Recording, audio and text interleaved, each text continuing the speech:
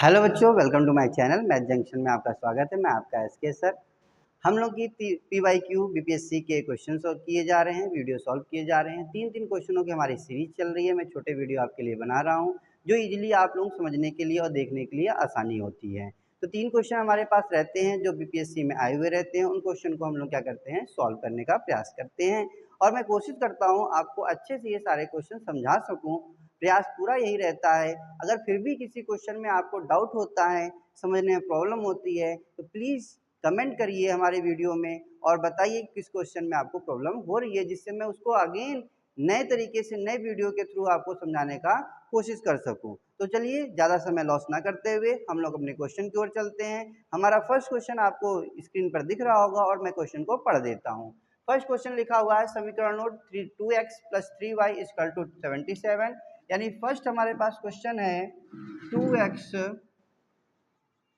+ 3y = 77 और दूसरा समीकरण है 3x + 2y = 73।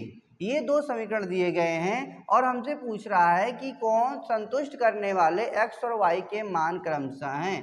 x के मान बताने हैं और y के मान, दोनों के मान हमें क्या करने हैं, बताने हैं। बच्चों इस क्वेश्चन को सॉल्व करने का तरीके दो होते हैं। या तो इस समीकरण को आप क्या करिए, सॉल्व करिए, सॉल्व करके x और y की वैल्यू फाइंड करिए, लेकिन वो बहुत लेंदी हो जाता है। तो उस तरीके से ना करते हुए हम लोग इसको ऑप्शन से करेंगे हमेशा कि जब आपके पास दो समीकरण दे दिए, चाहे 2 दिया हो चाहे 1 दिया हो और x और y आपके बारे में पूछ रहा हो, तो आप डायरेक्टली क्या करोगे, ऑप्शन को पुट करोगे।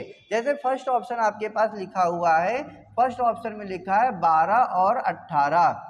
12 और 18, तो 12 मतलब हो गया x की वैल्यू 12 होनी चाहिए, y की वैल्यू 18 होनी चाहिए। क्या ये सही है? तो x की जगह पे 12 पुट करके देखो और y की जगह पे 18 और इसको सॉल्व करोगे तो कितना आना चाहिए, 77 आना चाहिए। और इन्हीं दोनों को यहाँ रखने पर x की जगह 12 और y की जगह 18 और इसको सॉल्व करने पर कितना आना चाहिए, 73 आना चाहिए।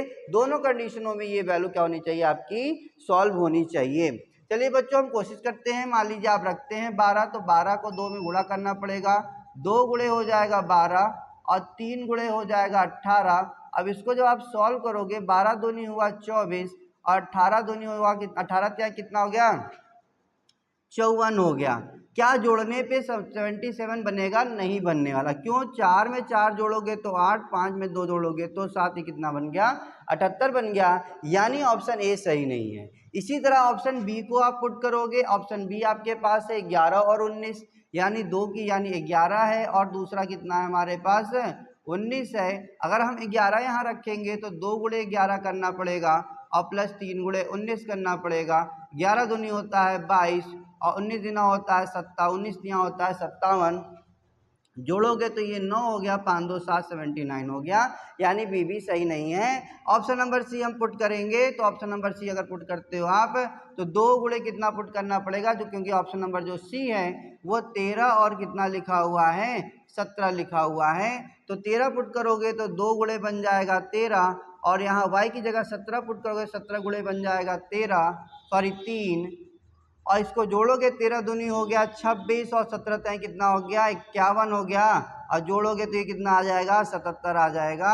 तो ऑप्शन नंबर सी बिल्कुल क्या है बच्चों, करेक्ट है। इसे चेक करने के लिए अब 17 तो आ गया, 13 और 17 जो हमारा ये दोनों है यहाँ पे रखेंगे तो 73 भी आना चाहिए, तभी जाके ऑप्शन सही होता है। कभी कभी क्वेश्चन को और ज़्यादा कंफ्यूज करने के लिए एक तो जगह तो आ जाता है लेकिन दूसरी जगह नहीं आ पाता है, तो दोनों जगह आप रख के चेक कर लोगे जिसके आपसे कोई मिस्टेक होना नहीं चाहिए। अगर मैं यहाँ पुट करता हूँ इस जगह पर तो वही पुट करना है, x की जगह 13 रखना है तो 3 × 13 हो गया और y की जगह रखना है 17 तो 2 गुणे कितना हो गया, 17 हो गया। 13 तय कितना होता है, 13 तय 39 होता है और 17 दूनी होता है 34। जोड़ोगे तो 9 4 13 3 हो गया और 7 कितना आ गया, ये 73 आ गया। दोनों जगह x की जगह 13 और y की जगह 17 पुट करने पर 77 और 73 आ जा रहा है, इसलिए ऑप्शन नंबर आपका सी बिल्कुल करेक्ट है। तो इन क्वेश्चनों को बच्चों इस तरीके से करोगे आप तो जल्दी सॉल्व हो जाएगा।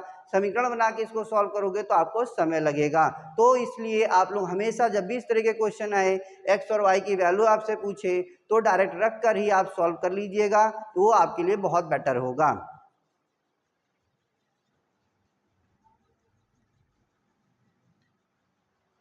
बच्चों अब क्वेश्चन नंबर हम चलेंगे सेकंड की ओर। क्वेश्चन नंबर सेकंड हमारा है, एक आयत का क्षेत्रफल दिया गया है 30 सेंटीमीटर स्क्वायर है और परिमाप दिया गया है 26 सेंटीमीटर, लंबाई हमसे पूछ रहा है। तो सबसे पहले बच्चों हम आयत के बारे में समझ लेंगे कि हमारे पास आयत होता क्या है, कि आयत किसे कहते हैं। तो आयत क्या होता है, एक आकृति होती है, ये आकृति द्विविमीय होती है। द्विविमीय का मतलब होता है जिसमें केवल दो विमाएं होती हैं, लंबाई और चौड़ाई। त्रिविमीय क्या होता है, जिसमें तीन विमाएं होती हैं, लंबाई चौड़ाई और ऊंचाई भी आ जाती है। तो ये हमने एक बनाया आयत, ए बी सी डी हमारा आयत हो गया। आयत के जो सामने की भुजा है ए बी वाली वो डी सी के बराबर है और ए डी वाली किसके बराबर है, बी सी के बराबर है।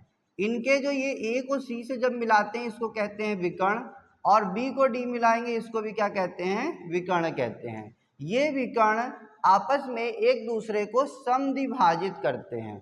समद्विभाजित का मतलब हो गया, ये बी डी वाला ए सी को आधा आधा करता है और ए सी वाला बी डी को आधा करता है। अगर ए सी की वैल्यू 10 है और ये जो बी डी वाला ओ पर काट दिया तो इतना हिस्सा 5 हो जाएगा, ये भी कितना हो जाएगा, 5 हो जाएगा। वैसे मैं कहूँ बी डी का अगर 8 है तो ए सी वाले ने ओ पर काट दिया है तो ये 4 हो जाएगा, ये 4 हो जाएगा। ओ से डी 4, ओ से बी 4, ओ से ए 5, ओ से सी 5 हो जाएगा। इस तरीके से ये गुण होता है। और आयत के सभी कोण कितने डिग्री के होते हैं, 90 डिग्री के होते हैं। इसलिए सभी कोणों का योग कितना होता है, 360 होता है। यानी आयत एक द्विविमीय आकृति होती है जिसकी विपरीत भुजाएं आपस में बराबर होती हैं और इनके सभी कोण कितने डिग्री के होते हैं, 90 डिग्री के होते हैं। और उसके बाद इनके जो विकर्ण है एक दूसरे को समद्विभाजित करते हैं और बराबर भागों में क्या हो जाते हैं, ये इस तरह से बट जाते हैं। इसको हम आयत कहते हैं। आयत के गुण हो गए। आयत का जो क्षेत्रफल होता है बच्चों वो लंबाई गुणे चौड़ाई होता है। आयत का जो परिमाप होता है, परिमाप वो होता है 2 और ब्रैकेट में लंबाई प्लस चौड़ाई होता है। आयत का जो विकर्ण होता है तो विकर्ण बराबर हो जाता है आपका 2 ब्रैकेट में लंबाई स्क्वायर प्लस चौड़ाई स्क्वायर हो जाता है। ये हमारे 3 सूत्र हो जाते हैं। इन सूत्रों का प्रयोग करके बाकी के क्वेश्चन सॉल्व किए जाते हैं। अभी के क्वेश्चन पे चलते हैं। आयत का क्षेत्रफल दिया गया है, तो आयत का जो क्षेत्रफल दिया गया है वो दिया गया है 30। तो क्षेत्रफल का मतलब हो गया लंबाई गुणे चौड़ाई, कितना आपको दे दिया, 30 दे दिया। परिमाप दिया गया है 26। तो परिमाप क्या दिया गया है बच्चों, आपको परिमाप आपको दिया गया है 26 यानी 26। तो परिमाप का सूत्र 2l प्लस बी हो गया। ये कितना है, 26। 2 गुणे में इधर चला जाएगा तो भाग में लंबाई प्लस चौड़ाई बराबर कितना हो गया, 26/2। तो काट दे तो 2 ये आ जाएगा 13। लंबाई प्लस चौड़ाई कितना आ गया, 13 आ गया। तो ये आ गया दोनों का योग और ये क्या हो गया, दोनों का गुणा। अब आप तो ऑप्शन से या तो आप चेक करो या आप क्या करो, सॉल्व करो। कैसे सॉल्व करो, अब हमें निकालना क्या है, लंबाई निकालनी है। लंबाई निकालनी है तो लंबाई का गुणनफल दिया गया, लंबाई का योगफल दिया गया है। तो हम क्या कर लेंगे, यहाँ पर सबसे इजी है, लंबाई का आप अंतर यानी l माइनस बी का होल स्क्वायर का सूत्र यूज करो आप। l माइनस बी का होल स्क्वायर बराबर होता है l प्लस बी का whole square minus 4l into b. ये एक फॉर्मूला है। इस फॉर्मूले से आप क्वेश्चन को जल्दी सॉल्व कर लोगे। जब प्लस की मालूम हो और माइनस पता करना हो तो इस फॉर्मूले का यूज करेंगे। अब क्या करेंगे, l प्लस बी कितना हमारे पास 13, तो यहाँ आप रख लो 13 का square minus 4, l into b है 30, यहाँ इंटू में क्या कर दो आप 30 कर दो। 13 का 169 हो जाता है, गुणा करोगे तो कितना हो जाएगा 120 हो जाएगा, माइनस कर दोगे तो कितना आ जाएगा 49 आ जाएगा। l माइनस बी का होल स्क्वायर बराबर 49। जो ये 49 है ये किसका स्क्वायर है, 7 का स्क्वायर है। देखिए मैं कई वीडियो में इस तरीके के क्वेश्चन आपको बताया है कि पावर फिर से सेम हो गया, पावर सेम है तो बेस भी क्या होगा, सेम होगा। जो मेरे वीडियो कंटिन्यू देख रहे होंगे वो मैं फॉर्मूले जो यूज कर रहा हूँ उसको जान रहे होंगे। तो इसीलिए सारे वीडियो को आप लाइन टू लाइन देखिए, जिसमें जो फॉर्मूले यूज हुए रहते हैं मैं उसको रिमाइंड जरूर करवाता हूँ। यहाँ कौन सा फॉर्मूला है, a की पावर x b की पावर x अगर है तो x बराबर है तो a और किसके बराबर होगा, b के बराबर होगा। इसी तरीके से दोनों का घात यानी पावर सेम है, l माइनस बी बराबर कितना आ गया, 7 आ गया। और L प्लस बी आपके पास कितना था 13 था। अगर अब दोनों को जोड़ दें हम तो ये हो गया कट L L कितना हो गया 2L और 13 7 कितना हो गया 20 हो गया। L बराबर 20 दो गुणे में है, इसको करेंगे इधर भाग में काट देंगे कितना आ जाएगा 10 सेंटीमीटर आ जाएगा। तो हमारी लंबाई कितनी आ गई 10 सेंटीमीटर आ गई। तो इस फॉर्मूले को यूज कर लीजिएगा, याद रखिएगा, क्योंकि बाकी के कई क्वेश्चन ऐसे आएंगे जो संख्या पद्धति में होते हैं, वहां पर ये फॉर्मूला बहुत काम आता है।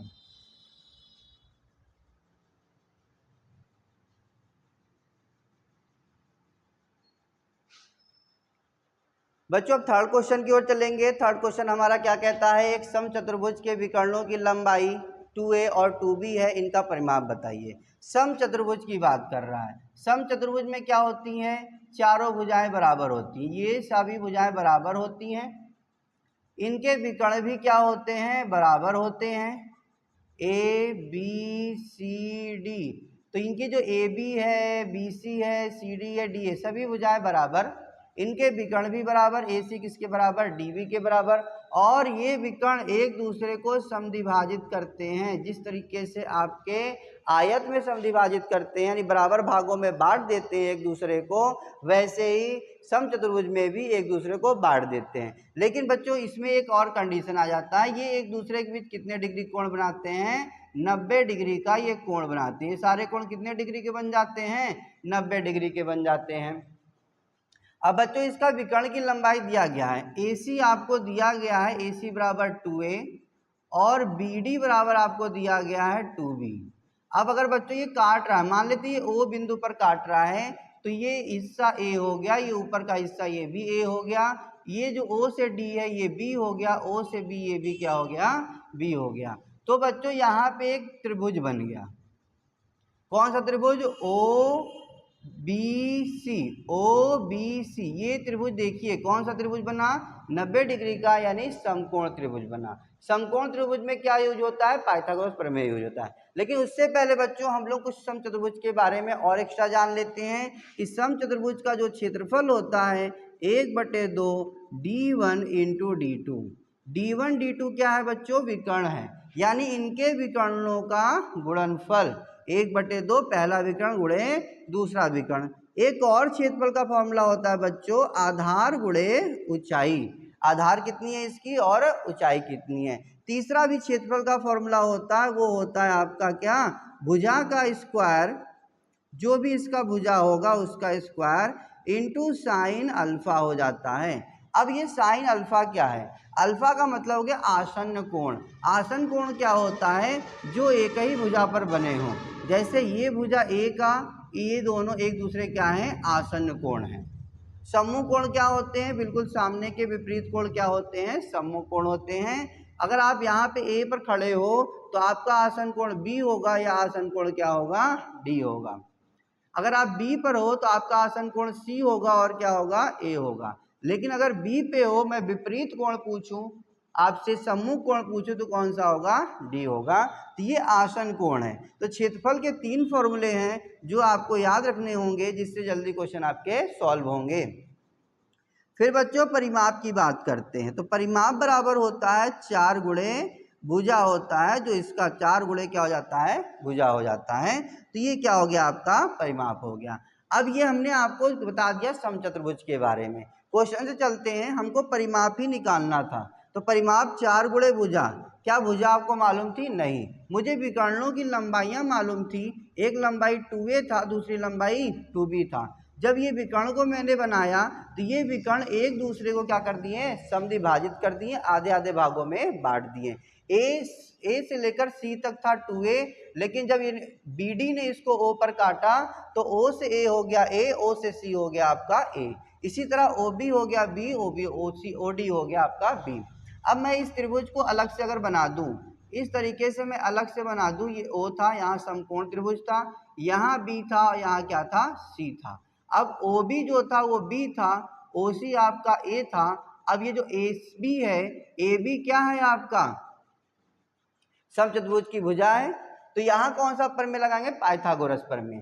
पाइथागोरस प्रमेय क्या होता है, पाइथागोरस